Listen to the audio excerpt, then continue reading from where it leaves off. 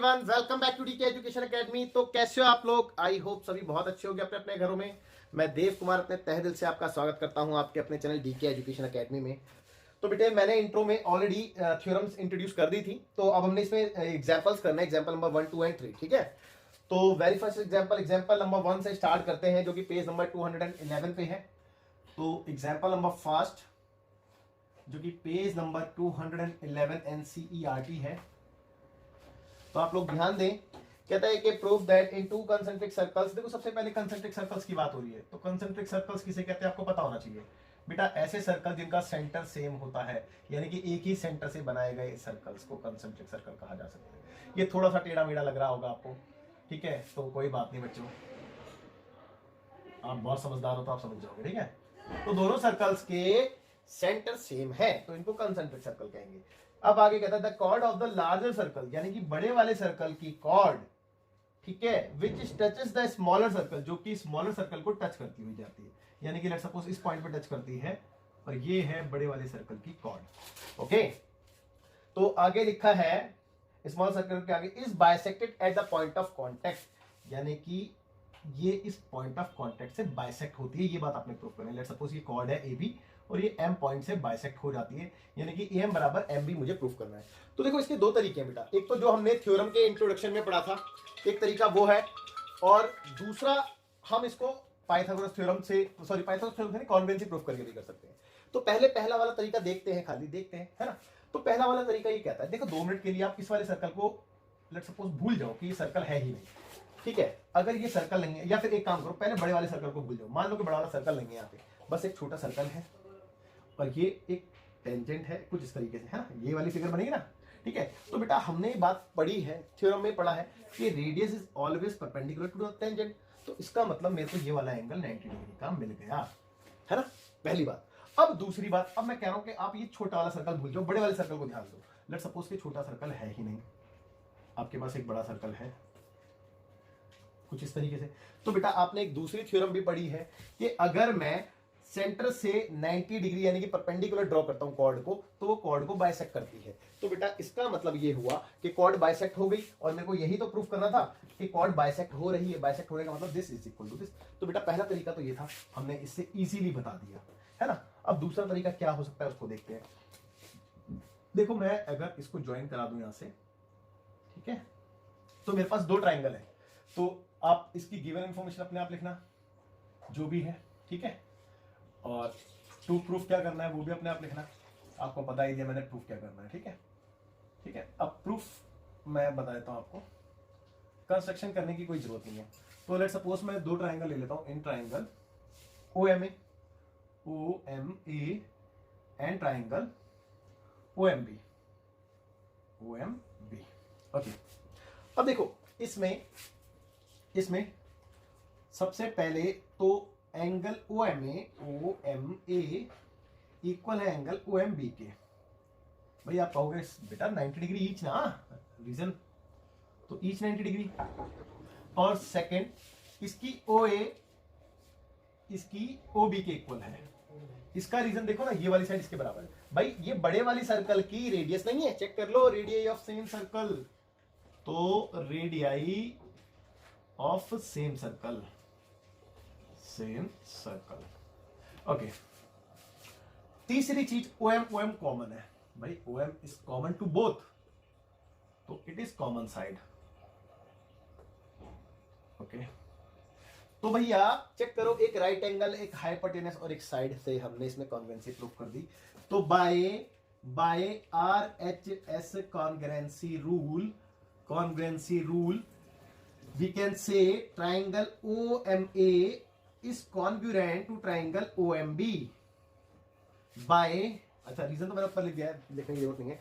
अगर ये कॉन्ग्रुएंट है तो सीपीसीटी से इसकी एम इसकी एमबी के इक्वल हो गई, और यही तो प्रूफ करना था कि ये पॉइंट ऑफ कांटेक्ट इस कॉर्ड को बाइसेक्ट करता है। तो बच्चों आई एम श्योर आपको दोनों तरीकों से बहुत अच्छे समझ में आ गया होगा। आप वीडियो को पॉज करके नोट कीजिए। फिर बच्चों देखते हैं एग्जाम्पल नंबर 2, जो कि पेज नंबर 212 एनसीईआरटी है। तो क्या कहता है ये, बहुत ही अच्छा क्वेश्चन है, आप इसको इंपॉर्टेंट मार्क कर सकते हैं। तो कहता है कि two tangents TP and TQ are drawn to a circle. भैया एक सर्कल पे दो टेंजेंट ड्रॉ हुई है टीपी एंड टीक्यू। तो लेट्स सपोज ये टी, ये पी और ये टी क्यू है ना, दो टेंजेंट। ठीक है, आगे कहता है draw to a circle with the centre O, जिसका सेंटर ओ है। Okay, from an external point T, और टी एक एक्सटर्नल पॉइंट है। Prove that angle P T Q, angle P T Q, देखो पी टी क्यू कैसे बनेगा, P T Q यानी कि ये वाला एंगल, इस एंगल के बारे में बोला गया है। P T Q is twice of angle O P Q, O P Q यानी कि ओ पी क्यू एंगल बनाने के लिए मुझे इसको ज्वाइन कराना पड़ेगा। तो ओ पी क्यू ये वाला एंगल है, यानी कि ये वाला एंगल इस एंगल का डबल यानी कि ट्वाइस होता है। आपने ये बात प्रूफ करनी है। तो क्वेश्चन तो थोड़ा सा टेढ़ा लग भी रहा है और समझ में भी नहीं आ रहा है। तो जब चीजें समझ में नहीं आती है तो बेटा फिर एक ही तरीका रह जाता है कि जो जो हमारे पास इंफॉर्मेशन होती है हम उसका यूज करके कुछ ना कुछ करने की कोशिश करते हैं ना। तो इसमें भी कुछ ऐसा ही करेंगे। तो चलिए स्टार्ट करते हैं। देखिए गिवन इंफॉर्मेशन की बात करें तो गिवन में ऐसा कुछ खास तो है नहीं, बट फिर भी अगर आप लिखना चाहो तो TP and TQ are two tangents लिख सकते हो। ठीक है, तो मैंने कुछ नहीं लिखा, मैंने इन फिगर लिख दिया, मतलब फिगर में सारी इंफॉर्मेशन आप देख सकते हैं। टू प्रूफ, जो आपने प्रूफ करना है वो देख लेते हैं एक बार। तो भैया प्रूफ ये करना है कि angle P T Q, angle P T Q is equal to twice of angle O P Q, O P Q. ठीक है, ओके। अब कंस्ट्रक्शन नॉट रिक्वायर्ड, सीधा प्रूफ। चलो देखते हैं, ध्यान से देखेंगे। ये एंगल 1 मान ले, ये एंगल 2 मान ले, मानने में कोई हर्ज नहीं है, मान लेते हैं। देखो इन ट्राइंगल पीटीक्यू, पीटीक्यू ट्राइंगल में मैं आया और इसमें PT is equal to TQ होगी। Reason, tangent from an external point है ना। अगर आपने लिखना है तो आप लिख सकते हैं tangents from an external point. ठीक है, ओके। अगर ये दोनों साइडें इक्वल है तो ये दोनों एंगल भी इक्वल होंगे। चेक कर लो, एंगल 1 बराबर एंगल 2। क्यों? क्यों बेटा? Angle opposite to equal side है ना, angle opposite to equal side. तो आई एम श्योर आपको बात समझ में आ गई होगी, यहां तक तो कोई डाउट नहीं होगा। चलिए चलिए आगे की बात करते हैं, आगे की बात करते हैं। इसको फिलहाल इक्वेशन नंबर 1 मान लेते हैं, है ना, और आगे काम करते हैं। अब देखो मेरे को इस वाले ट्रायंगल, इस वाले एंगल और इस वाले एंगल में एक रिलेशन ढूंढना है। तो उस रिलेशन ढूंढने के लिए मैं क्या क्या कर सकता हूं, बस उस चीज पे ध्यान देना है। फिलहाल मैंने इसको यहीं पे रखा और एक काम किया, एंगल सम प्रॉपर्टी लगाई, क्योंकि मेरे को ये वाला एंगल तो चाहिए ही चाहिए कैसे भी करके, है ना। तो चलो angle T plus angle 1 plus angle 2 equal to 180 degree. Reason, angle sum property by angle sum property. तो भैया एंगल टी फिलहाल ऐसी रहा और एंगल 1 एंड 2 की जगह, एंगल 1 एंड 2 की जगह मैं एंगल 1 लिख सकता हूं दोनों में। तो एंगल 1 प्लस एंगल 1 है ना। तो एंगल 1 और एंगल 1 मिलके कितने हो जाएंगे? एक और एक मिलके 2 एंगल 1 हो जाएंगे, है ना। तो मैं डायरेक्टली 2 एंगल 1 लिख दूं। तो आप समझदार हो, आप समझ गए होगे मैं क्या कहना चाहता हूं। बेटा एक एंगल एक मिलके 2 एंगल एक हो गए, है ना। ओके, तो equal to 180 degree as it is. So एक काम करते हैं कि एंगल टी की वैल्यू यहां से फाइंड आउट करते हैं, यानी कि 180 डिग्री या फिर एंगल 1 की वैल्यू फाइंड कर लें। किसी की भी कर लो, कोई फर्क नहीं पड़ता। तो चलो टी की कर लेते हैं, माइनस ट्वाइस ऑफ एंगल 1 और इसको इक्वेशन नंबर 2 मान लेते हैं। ओके चलिए अब यहां तक रुक जाते हैं बेटा। यहां पे हमने इस इक्वेशन का यूज किया है बेटा, तो इसको 2 एंगल 1 लिखा है ना। ओके, अब इसके बारे में बात करते हैं। ये जो पूरा एंगल आप देख रहे हैं, ये पूरा एंगल देखो ना, पूरा एंगल, ये पूरा एंगल 90 डिग्री का है या नहीं है? Because of radius is always perpendicular to the tangent, है ना। तो रेडियस टेंजेंट पे परपेंडिकुलर होती है, हम ये बात जानते हैं। तो इसीलिए पूरा एंगल 90 डिग्री का है। तो इस एंगल के बारे में बात करते हैं कि since OP is perpendicular to PT या TP, बात एक ही है। सो देयरफॉर इस एंगल की बात करो ना, खाली OPQ की, एंगल OPQ प्लस एंगल, इस वाले 1 को क्या पढ़ेंगे? 1 ही पढ़ लेते हैं फिलहाल। 1 इक्वल टू पूरा एंगल बन गया OPT। चेक कर लो, पूरा एंगल बन गया OPT, ठीक है। और OPT की जगह मैं 90 डिग्री भी लिख सकता हूं, है ना। अभी भी तो बताया परपेंडिकुलर मतलब 90 डिग्री है। ओके, तो एक काम करते हैं, यहाँ से एंगल 1 का रिलेशन ढूंढने की कोशिश करते हैं। देखो ना, मेरे को कुल मिला के T और 1 का रिलेशन चाहिए, तो बाकी मुझे कुछ भी नहीं चाहिए। यानी कि OPQ कौन सा एंगल है, OPQ, OPQ मेरे को चाहिए, है ना। तो 1 नहीं चाहिए, कुल मिला के ये बात है कि 1 नहीं चाहिए मेरे को। तो मैंने OPQ एज इट इज रहने दिया, और इस एंगल 1 की जगह मैं एक काम करता हूँ, ये जो मैंने इक्वेशन नंबर 3 बनाई है, यहाँ से मैं एंगल 1 की वैल्यू ही निकालता हूँ, जिससे कि वो यहाँ पे डायरेक्ट सब्स्टिट्यूट हो जाए, है ना। तो मैं इसको हटा देता हूँ और यहाँ से एंगल 1 की वैल्यू निकालने की कोशिश करते हैं। तो देखो एंगल 1 निकलता है, कैसे निकलता है, twice of angle 1 equal to 180 degree minus angle T। तो ये 2 उधर जाता, तो एंगल 1 इज इक्वल टू, देखो जब 2 इधर जाता है तो इससे डिवाइड होता तो ये 90 बन जाता, और इससे डिवाइड होता तो 1/2 ऑफ एंगल T बन जाता। और फिलहाल इसको हम इक्वेशन नंबर क्या कह देते हैं, 3 कह देते हैं, नहीं 2 है ना, 3 नहीं 2 है। ओके, अब इक्वेशन नंबर 2 से एंगल 1 की वैल्यू में यहाँ पे सब्स्टिट्यूट करने जा रहा हूं। तो देखेंगे एंगल 1 की वैल्यू क्या है, 90 माइनस 1/2 एंगल T। अच्छा, एंगल T को पूरा क्या पढ़ेंगे, PTQ पढ़ेंगे, PTQ। तो PTQ पूरा लिख देते हैं, PTQ, और इक्वल टू में है 90 डिग्री। चेक कर लो। तो भैया मेरे हिसाब से ये वाला 90 ये वाले 90 से कैंसिल हो चुका है, आप देख सकते हैं। और एंगल देखो, OPQ देख रहे हो, OPQ इक्वल टू, ये उधर गया तो पॉजिटिव हो गया, 1/2 एंगल PTQ। अब ये 2 इधर इंटू में रहेगा, है ना, तो twice of angle OPQ equal to angle PTQ। वैसे तो प्रूफ हो चुका है, लेकिन इसको रीराइट करके इसको पहले लिख लेते हैं, angle PTQ is equal to twice of angle OPQ। Check कर लो, यही तो प्रूफ करना था, तो हेंस प्रूफ्ड। अच्छा क्वेश्चन था। तो जब कुछ भी ना समझ आए तो ऐसे करके हमने क्वेश्चन को सॉल्व करना होता है ना। तो बच्चों वीडियो देखते हैं एग्जांपल नंबर 3, जो कि पेज नंबर 212 एनसीईआरटी है। ये लास्ट एग्जांपल है इस इंट्रो का, तो करते हैं इसको। इसके बाद हम करेंगे एक्सरसाइज 10.2, लास्ट एक्सरसाइज है चैप्टर की, है ना, छोटे चैप्टर है बिल्कुल भी। तो अच्छा एग्जांपल है, ये भी इंपॉर्टेंट मार्क कर लेना आप। कहता है कि इसकी ऑलरेडी फिगर गिवन है, तो मैंने पहले से ही बना दी है। इसमें लिखा है बेटा PQ इज अ कॉर्ड। देखो PQ जो है वो कॉर्ड ऑफ अ सर्कल है, कॉर्ड ऑफ लेंथ 8 सेंटीमीटर, यानी कि आपको दे रखा है कि PQ की जो लेंथ है वो 8 सेंटीमीटर है, ठीक है, ओके।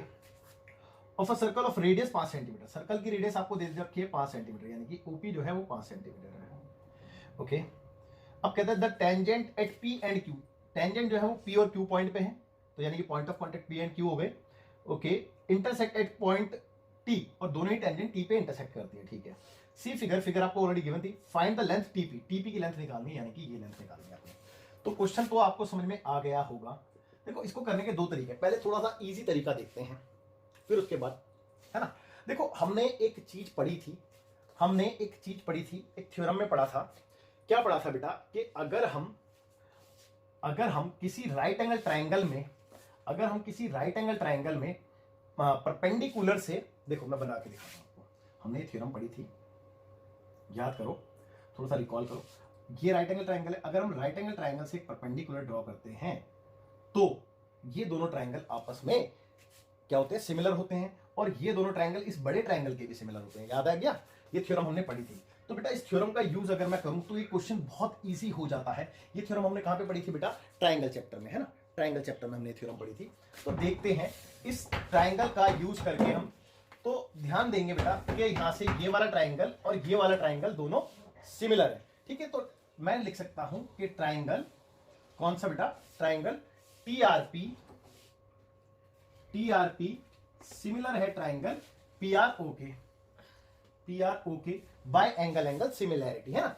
ये थ्योरम हमने पढ़ रखी है, अगर आप कहोगे तो मैं इस चीज को प्रूफ करके भी दिखा सकता हूं, है ना, ठीक है। तो अगर मैं इससे करता हूं तो देखो इसकी TR, भाई अगर ये दोनों सिमिलर है तो इनकी साइडें जो है प्रोपोर्शनल होती है, आप जानते हो।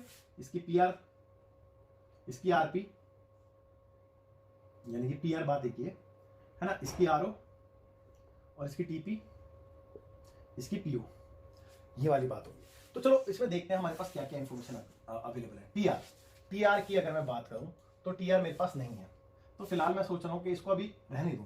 वैसे PR पे भी गौर कर लेता हूं, PR कौन सी साइड है। PR भी ऐसी साइड है कि जो मेरे पास अभी फिलहाल नहीं है। और कोई देखते हैं, जैसे कि इस वाले की बात करते हैं, PR या RP, यहाँ पे क्या है बेटा, RP है। RP या PR बात एक ही है, उससे कोई फर्क नहीं पड़ता। अगर मैं इस PR की बात करूंगा तो अगर ये पूरा 8 है तो ये डेफिनेटली 4 होगा, ठीक है। तो ये 4 होगा। RO ये वाली साइड है, अगर ये 4 है, देखो ध्यान से देखो, अगर ये 4 है, ये 5 है, तो ये भी तो राइट एंगल ट्राइंगल है, तो ये बेस 3 आएगा, तो डेफिनेटली ये 3 होगी। ठीक है बच्चों, चेक कर लो, ये 3 होगी। और टीपी तो मेरे को निकालनी है, इसी के लिए तो कैलकुलेशन कर रहे हैं। पीओ कौन सी है? पीओ 5 है, चेक कर लो। तो भैया टीपी कितनी आ गई, चेक करो, 5 चौक 20 बाय 3, इतने सेंटीमीटर, और ये आपका आंसर है। तो देखो आपका क्वेश्चन कितना इजी हो गया, यही आपका आंसर है, आपका क्वेश्चन कितना इजी हो गया। एक तरीका ये था, आप इससे भी कर सकते हैं इस क्वेश्चन को, लेकिन इसके अपार्ट एक लेंथी तरीका है, उसको भी देखते हैं, जिसमें हमने पाइथागोरस थ्योरम का यूज करना है बेसिकली, और इनकी प्रॉपर्टीज का यूज करना है ना। तो बिफोर दैट आप इसको नोट कीजिए, ठीक है, फिर आगे चलते हैं। तो अब देखेंगे इसका सेकंड वाला तरीका ना। तो सेकंड वाला तरीका देखो, मैं क्योंकि हिंट दे रहा हूं तो प्रॉपरली नहीं कराऊंगा, मैं ऊपर लिख भी देता हूं। लेंदी क्वेश्चन है और इजी तो है, लेंदी होने के साथ साथ ये नहीं होता कि टफ हो गया, इजी है। देखो फिलहाल मैं एक काम करता हूं, मेरे को टीपी कैलकुलेट करनी है, मैं इसको एक्स लेट कर लेता हूं 2 मिनट के लिए, ठीक है ना। तो मेरे को बेसिकली एक्स की वैल्यू निकालनी है। अच्छा, ये अभी अभी मैंने बताया था कि अगर कोई कॉर्ड ये परपेंडिकुलर है तो ये इसको बाइसेक्ट करती है, तो इसीलिए 4 है, तो ये भी 4 होगी, है ना। 8 का आधा 4 4। ये वाली साइड मैंने पाइथागोरस थ्योरम से निकाली, भाई ये 5 ये 4 तो ये 3 आएगी पाइथागोरस थ्योरम से, ये तो आप सभी जानते हैं ना। ठीक है, ये वाली साइड जो आएगी 3 सेंटीमीटर आएगी, यहां पे लिख देता हूं मैं। ओके, अच्छा अब क्या रह गया, अब ये वाली साइड रह गई पूरी, तो यहाँ पे राइट एंगल ट्राइंगल है ना, इसका भी यूज कर लेंगे, ठीक है, और ये साइड भी निकाल लेंगे। ओके, फाइनली मेरे को जितनी जानकारी लेनी थी मैंने ले ली है, और मेरे को लगता नहीं कि कुछ और भी हासिल होने वाला है, तो बस फिर इतना काफी है। अब देखते हैं कैसे करेंगे। तो फिलहाल 1 बाय 1 ट्राइंगल्स का यूज करके हमने काम करना होगा। तो इस ट्राइंगल का मैं यूज ऑलरेडी कर चुका हूं, इसमें कुछ है रह नहीं गया, क्योंकि 3 सेंटीमीटर निकल गई है। अगर मैं इस वाले ट्राइंगल का यूज करूं और इस बड़े वाले ट्राइंगल का यूज करूं, तो मे भी शायद कुछ हद तक मैं निकाल पाऊं चीजों को ना। तो मैं एक काम करता हूं, पहले बड़ा वाला ट्राइंगल ले लेता हूं, यानी कि इन ट्राइंगल ओपीटी। तो in triangle OPT by using Pythagoras theorem, तो पाइथागोरस थ्योरम के अकॉर्डिंग ये हाइपोटेनस हो गई, इसको मैं y कह दूं, नहीं y मैं इतने पार्ट को करूंगा खाली, ठीक है, यहां तक।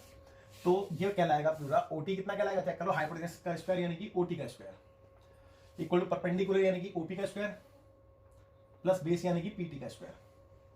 तो बेटा ओटी क्या है बेटा, y प्लस 3 है, चेक कर लो y प्लस 3, और ओपी कितना है, ओपी 5, पीटी x है।